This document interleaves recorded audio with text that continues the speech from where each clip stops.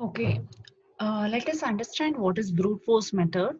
Brute force method is a straightforward approach.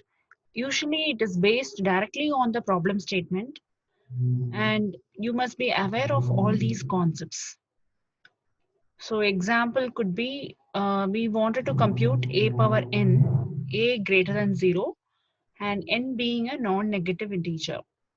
Computing n factorial could be one example. So what brute force techniques we can use for computing n factorial? Multiplying two matrices, searching for a key of a given value in a list. Now, this is a brute force technique where we are trying to scan the array. That is basically, I'm going to teach you the selection sort.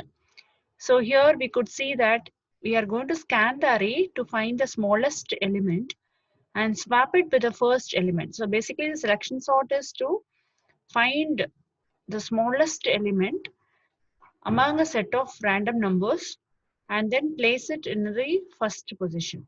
Then starting with the second element. So the process goes on finding the second smallest element, then the third smallest element, like that. So finally we get a sorted set of elements. Now we will have different passes in the selection sort. Generally on pass I less than 0 to n minus 2, we are going to find the smallest element. So we are going to store the elements in an array. It is a of I to n minus 1. And then we need to find the smallest element in a of I to n minus 1 and swap it with a of I.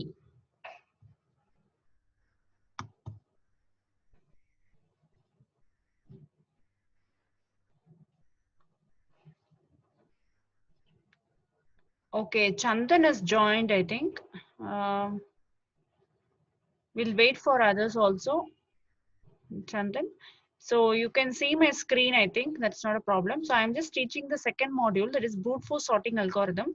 This this will be a recorded session, which I'll be putting in the our WhatsApp group. Okay. So I've just started with a selection sort. Selection sort, that is nothing but we are going to use a brute force technique. So brute force technique basically talks about the repeated process, right? Trying out all the permutations and combinations. That becomes a brute force method. Now, selection sort problem could be solved using a brute force algorithm design technique. And this selection sort, yeah, the selection sort, how it works is we need to scan, we are going to store the elements in the array and we start scanning the array to find the smallest element. And then we will swap it with the first element. So given a list of numbers, we always find the smallest element in that list and keep on swapping it with the first element. Then starting with the second element, scan the element from left to right, find the second smallest element, swap it to the first element. So this process goes on until the sorting happens. So you can visualize this an array a of 0 to a of I minus 1, n minus 1. So it given, for example, n size is 8. So my array index starts from 0 and then it goes on up to 7, a of n minus 1, right? So among this element, which is a minimum element, a of min, that I'm going to find out and I'm going to swap it with the first element. And then second smallest, third smallest. So I'll keep on doing the swapping, right? So think an example of 7325. Okay, so any random set of numbers we should take to understand it. Okay, so which I'll be that you can apply it. Now this is an algorithm for selection sort. It starts with the keyword algorithm. Name of the algorithm is selection sort. A of 0 to n minus 1. So these are the comment statement. What is the algorithm purpose? We will write first. Sorts a given array by selection sort. Next, input, an array A of 0 to n minus 1 of orderable elements. Output would be, this is the output, an array A of 0 to n minus 1 in the ascending order. So for I is equal to 0 to n minus 2, I will, so first element I'll make it as a minimum element, right? And then I'm going to go for one more loop, that is j is equal to I plus 1 to n minus 1. And then I'll keep on checking. So I'll check the second element with the first element. When the second element becomes smaller than the first element, I will assign the new element as the minimum element, right? And then I will swap. Always my objective is to make the first element as the smallest element. So that is the objective of the selection sort, right? So swap A of I and A of min. So we keep on doing this, we will achieve the sorting. Then we should analyze time efficiency, space efficiency, and stability of this algorithm. So time efficiency is big O of n square. Space efficiency is big O of 1. So it is in place algorithm. And stability, yes, we do have. Okay. So under brute force method, we have selection sort, and then we have string matching algorithm, right? So given a string of m characters to search for, and there is a text, so string of n characters. So it is like one text is given to you. Suppose New Horizon College of Engineering is a text, and you are searching for a pattern horizon in a New Horizon College of Engineering. Whether this pattern is found in the text, in which position this pattern is going to be found. So that is the objective of brute force string matching algorithm. So brute force algorithm, we have these three steps. So step one will be align the pattern at the beginning of the text. So I'm going to take my pattern length as m and my text length as n. And I'm going to show you how to write the algorithm for naive string matching. So when you talk about string matching, first of all, what is a string? String is a sequence of characters, right? So string is a sequence of characters. So many characters are going to be there in a string. Now, given a text, I wanted to see whether this pattern is matching, right? That's what it is, pattern matching algorithm. And that too, naive string matching algorithm. When you talk about naive string matching algorithm, it is like how you're going to match it, right? So there are three steps here. Align the pattern at the beginning of the text, and we are going to scan the text from left to right and compare each character of the pattern to the corresponding character in the text until you find the pattern.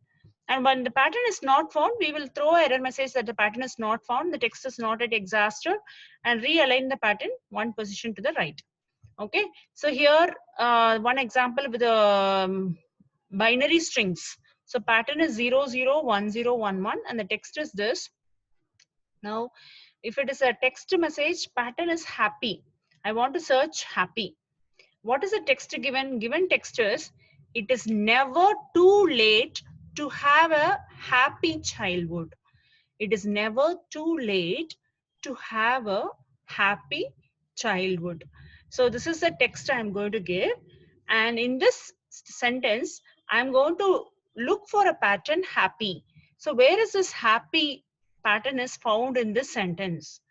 So my algorithm should be able to find out this happy. First of all, the pattern, I'm going to scan the text from left to right, and I wanted to see whether this happy pattern is found here, right? So for that, I'm going to write an algorithm. So it always starts with a keyword algorithm. Then we have brute force string match is the name of the algorithm. And what are the two parameters we pass? We pass two parameters, it is t of 0 to n minus 1, comma p of 0 to m minus 1. So always know in an algorithm, we should write, the first command would be, what is the purpose of the algorithm? So here the purpose is string matching. So it implements brute force string matching. That is what we write. Then we go for input. So what is the input? Text is given to you. That is the input, and pattern is also given to you. So what is my objective? I want to find whether this pattern is going to be found in this given text. What must be the output? Output is, I'm interested to know the index of the first character in the text that starts a matching substring, right? So you are being given a pattern, and this pattern will be checked with the text. And what is the index where your first letter of the pattern matches the first character of the text. What is a position? I am interested in finding out the position. So that is my proposed output, what I'm looking for. Otherwise, I will return -1 if the search is unsuccessful. So there are always when you do some operation, when you do some algorithm, there are always two test cases. One is successful, another is unsuccessful. Here, when I say successful, what does that mean? It is going to be, where is the index it is going to be found, right? Where is the index? And if it is index is found, then you just do that, return the index. Otherwise, you return -1. So for that, I need a for loop where I already told you, see n and m. What is n and m? N is your text length. N is your text length and m is your pattern length. So I is equal to 0 to n minus m do. Then we will keep 0 to j. Okay. So I'm just, what is that? This is a counter which I am initializing. Then I go for while loop. In while loop, I'm checking two conditions. So how do I combine two conditions? I use AND. So while j is less than m and p of j is equal to t of I plus j, do. So j plus 1 will be assigned to j. If j is equal to m, return I. Okay. So what happens here, first of all, we'll understand. So now, obviously, my m is pattern, right? So this condition will be true because my j value is 0. I have assigned, so 0 is less than pattern length, m. Obviously, pattern will be something like, for example, you take that previous thing only. It is never too late to have a happy childhood. You can start your childhood days now also. If you, though you are 20 years, 21 years old, you start your childhood happiness now. Like that, that sentence is telling, right? So in that text, I am searching for a pattern called happy. So when you search for a pattern called happy, and I have, what is it? I have initialized 0 to j. This is acting like a counter. Now 0 is less than the pattern length. So pattern length will be m, and p of j is equal to t of I plus j, do. Now p of j will be p of 0 is equal to t of I plus j. So I will take the value zeros. Initially, I also will take the value 0. J also will take the value 0. So p of 0 is equal to t of 0 plus 0. Now it means what? I am just checking the first character of the pattern. I am just comparing the first character of the pattern with the first character of the text. That is what I am doing in this condition, right? So it match may happen or match may not happen. Mismatch also can happen.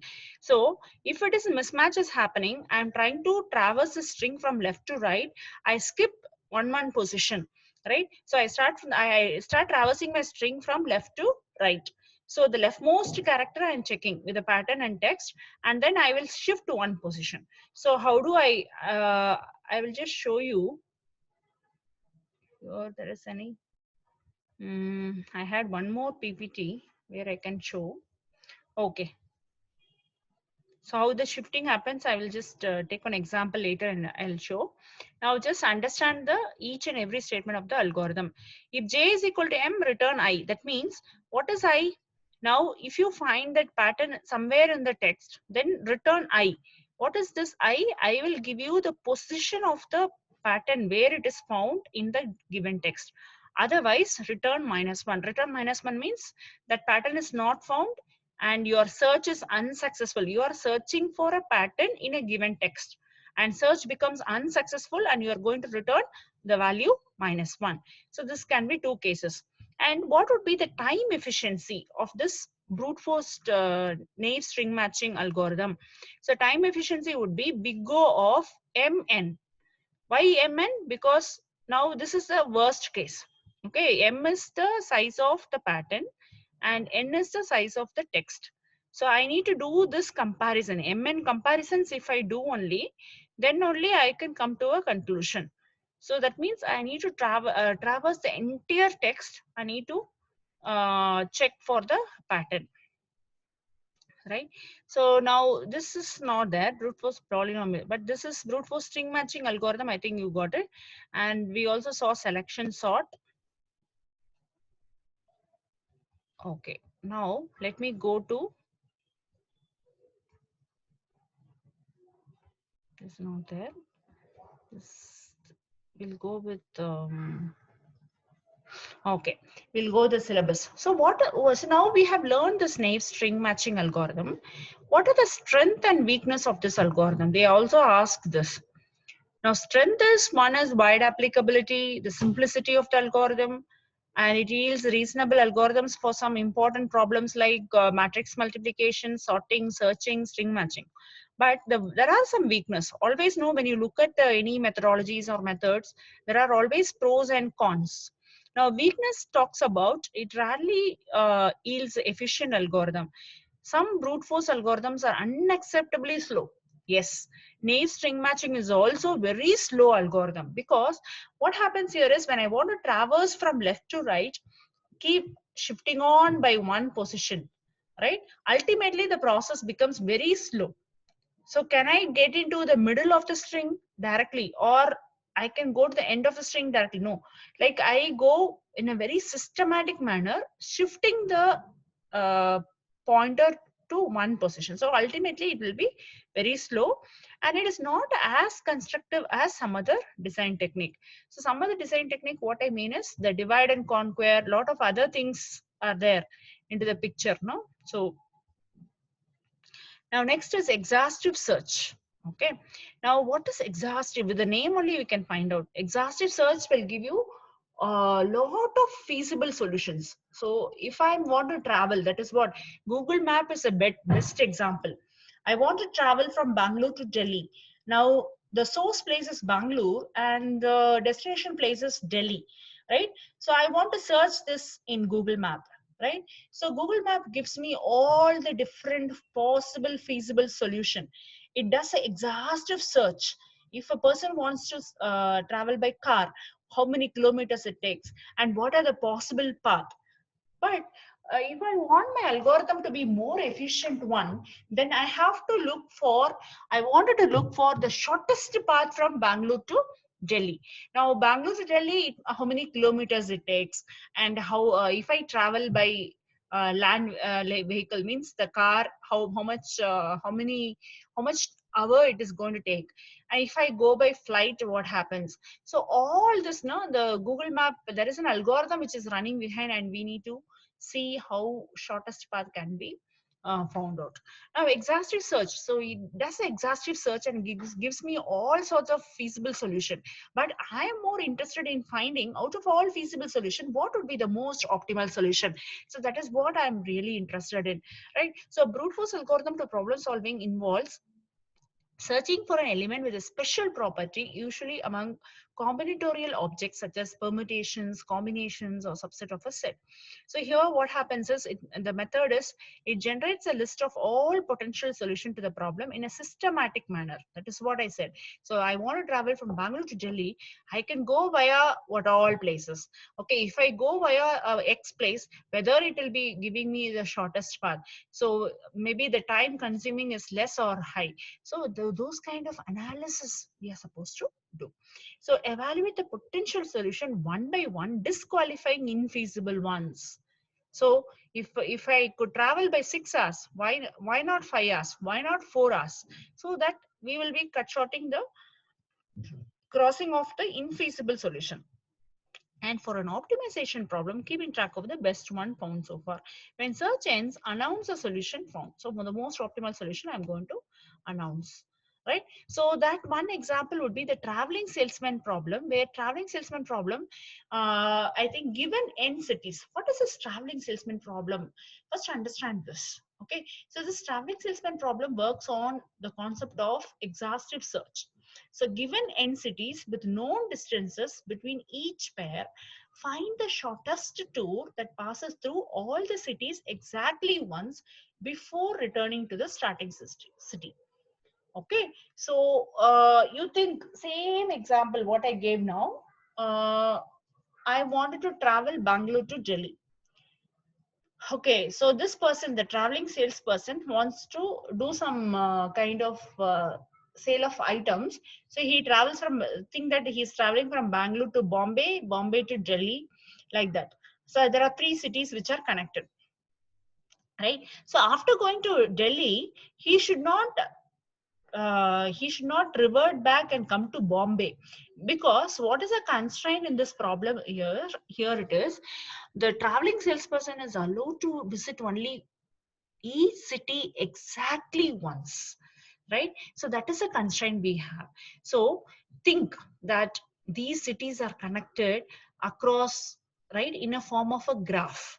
Now you should be understanding what is a graph. Graph is a connected set of vertices.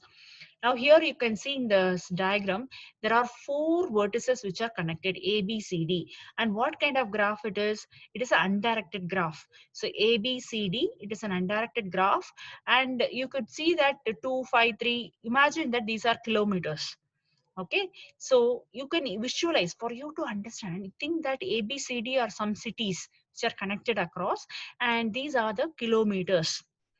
Okay, but if I want to travel, now what is this traveling salesman problem? I want to travel from A to D, right? Or I want to travel from A to C, think like that. So I will travel from A to B, B to D, D to C, then C to A, right? So I should not go back, because this traveling salesman should not visit the city more than once. So that is the idea. And when you when you travel, one more constraint we have in this, it should not come up in a Hamiltonian circuit. What is this Hamiltonian circuit talking about? See, no cycle should be formed. I cannot travel this. I means I don't become a salesperson here. Like imagine that there is a person, traveling salesperson problem. No, this is so. This person will travel from A to B, B to D, D to C. So D to A, sorry, D to A. Then it becomes a cycle. When when it is going to form a cycle, when particular city is being visited, and then this person end up in visiting the same city, it becomes a cyclic graph, or cycles are formed. So you should also see to that, in traveling salesman problem, there should not be any cycle formed. So that is about talking about Hamiltonian circuit. So find the shortest Hamiltonian circuit in a weighted connected graph. So how do we represent it? So what are the difference? So this by exhaustive search, they have given all the different possible paths. Okay, so A to B, B to C, D to A, like that you can travel, or you can travel by this. Now there are different things which are given. Now out of this, if you see 17, 21, 20, 21, 20, 17, right? So in this, there are two solutions which is smallest. 17 and 17 is smallest, but both are redundant data, right? So now either this path can be chosen, either this path can be chosen, or this path can be chosen. Okay, one second. Okay, Chandan is here. Only you are there. Chandan, can you unmute yourself?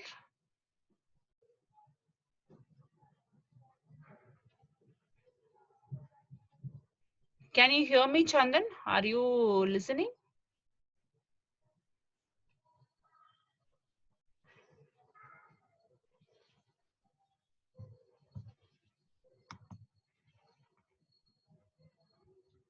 Okay, I'm going to put this recorded videos in the.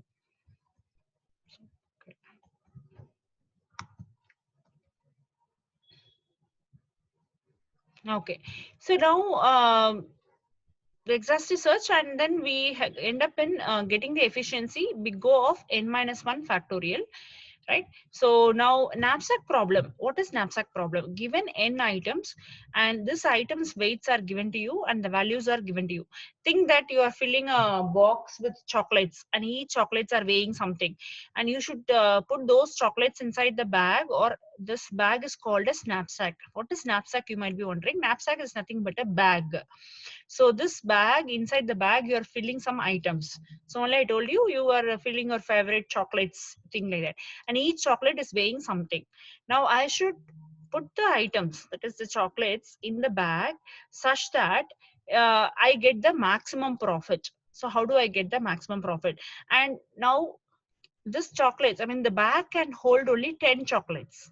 Okay, the capacity of the bag also is given to you as an input. So can I put more than 10 chocolate? 11th chocolate when I put, it cannot be, it doesn't have a room for filling that 11th chocolate. So that is one constraint in this knapsack problem. So this is the knapsack problem, and we need to find out item. There are 4 items, and this item's weight is given.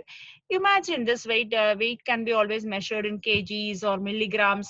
See, it depends on which item you're talking about. Okay, chocolates, if I talk about, each chocolate will not weigh 1 kg. So we can take milligrams, this milligrams of chocolate, it is weighing 2 milligrams, 5 milligrams, like that you can visualize. And what is the price of that? Okay, so this chocolate is weighing $20. So since it's a US currency they are talking about, you have to understand that each item is costing this, right? So second item, the weight is 5 milligrams and it is costing $30. Third item is costing weight milligrams, 10 milligrams, and it is value is $50. And fourth thing is weighing 5 milligrams and the value is 10. So now what is by exhaustive search, knapsack problem by exhaustive search, how it is going to happen? So now if you could see like subset, right? So subset of these items. So if I take only first item, now what is the total weight? What is the total weight? So by exhaustive search, given 4 different items, you can see how many you can count: 4, 5, 6, 7, 8, 9, 10, 11, 12, 13, 14, 15, right? So we can, with the 4 items, we can do a permutations and combinations of 15 different ways. Okay, so when I say I'm going to put first and second item together, I think there's no problem in understanding putting only one item here. If I put first and second item, I'll just go back and explain to you. See, in a knapsack or a bag, what are we doing? First and 2 items we are putting. So what is the weight of the first item? 2. What is the weight of the second item? 5. So 5 plus 2 will be 7. And add this also, 20 plus 30. It becomes 50. So 1 and 2 items I'm putting. What is the total weight? 7 milligrams. And in that knapsack or a bag, we are having the worth item of $50. And the first 3 item, 1 and 3, if I put, I get the total weight of 12 and I get a total net worth of $70 in my knapsack. Okay, so it goes on like this. So if I put only single item, what is the weight? What is the total value? If I put a combination of first 2 items, what is the weight? What is the value? If I put 3 items together, right? See here why it is not feasible. Please understand, there are some solutions where it is not feasible because the weight of the knapsack, this knapsack or a bag, the capacity of the knapsack is only 16. Okay, so if I'm going to take the weight in terms of milligram, you can say 16 milligram only it can hold. It cannot go beyond that. You can visualize it as a kg. Some other item you are filling also, it cannot go beyond 16 kg. So when it becomes total weight as 17 or 20 or 22, we are not getting feasible solution. Not feasible, not feasible, not feasible. So there are 4 cases or 4 scenario where we don't get a feasible solution. So what happens here? Now out of other things, other feasible solution only, we are interested to find the most optimal solution. So where I get the maximum profit, I should see 60, 60, 40. So here you can see 80. 80 is kind of maximum efficiency. Now, when I want to find the time complexity of knapsack, then big O of 2 power n is the time complexity. Okay, so brute force problem, each and every problem you're supposed to understand. So we will work on many examples and in the further classes. And the last problem today, what I'm going to do here is assignment problem. Assignment problem is there are n people who needs to be assigned to n jobs, 1 person per job.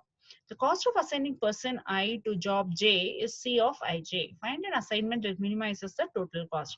So person 0, you think that there are 4 persons and there are 4 jobs. Person 0 is assigned a job 0 means how much he will be paid. Okay.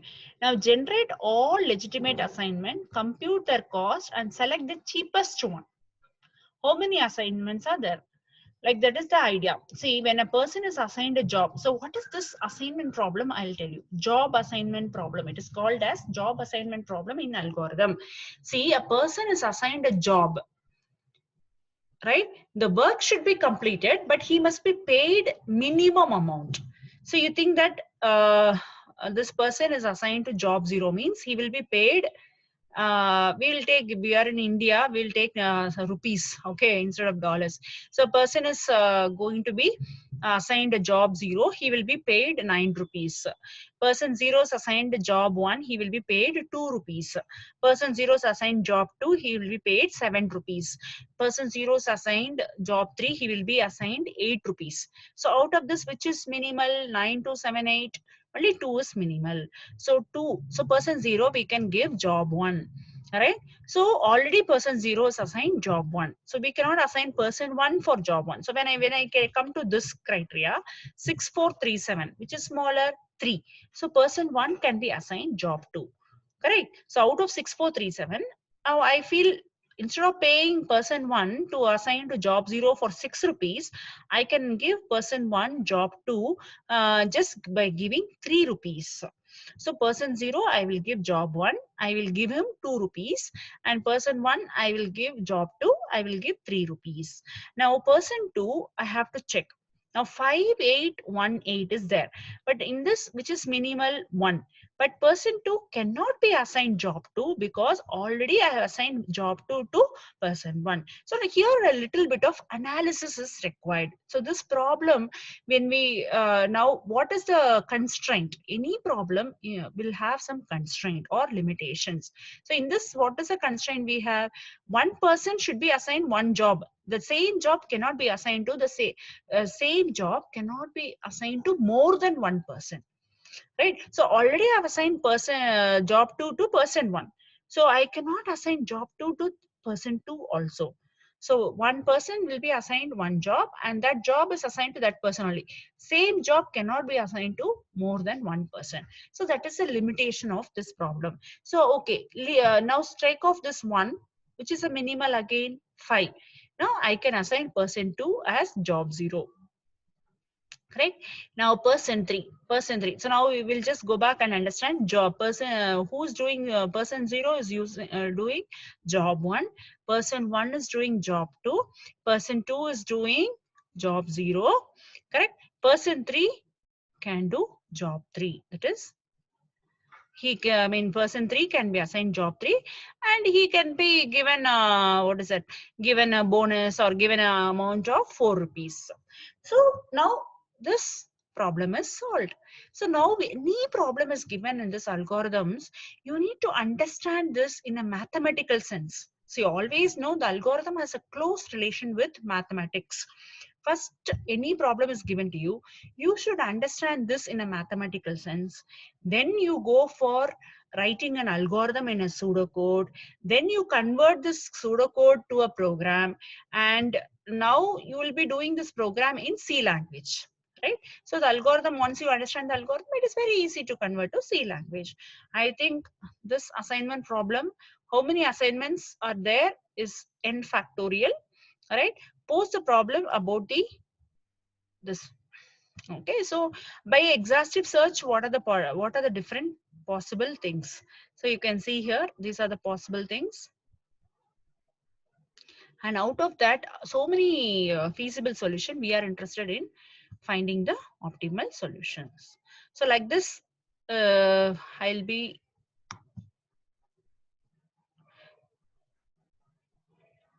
and what are the final comments on the exhaustive search? We will try to complete on this. Exhaustive search algorithm run in a realistic amount of time only on very small instances. If I give a big instances, it may not work, right? For a smaller instance of a problem. So problem can have many instances. When you talk about problem, there is a input, there is a valid input. And when I give a valid input, I should get an appropriate output. So that is the algorithm about. And this problem can have varied instances. So this will work on many small instances. So now this exhaustive search will work only on small instances. So there are much more better alternatives like Euler circuits, shortest path, minimum spanning tree, assignment problem, all that. So those things we will see in tomorrow's class. So I'm just ending the meeting here. One second.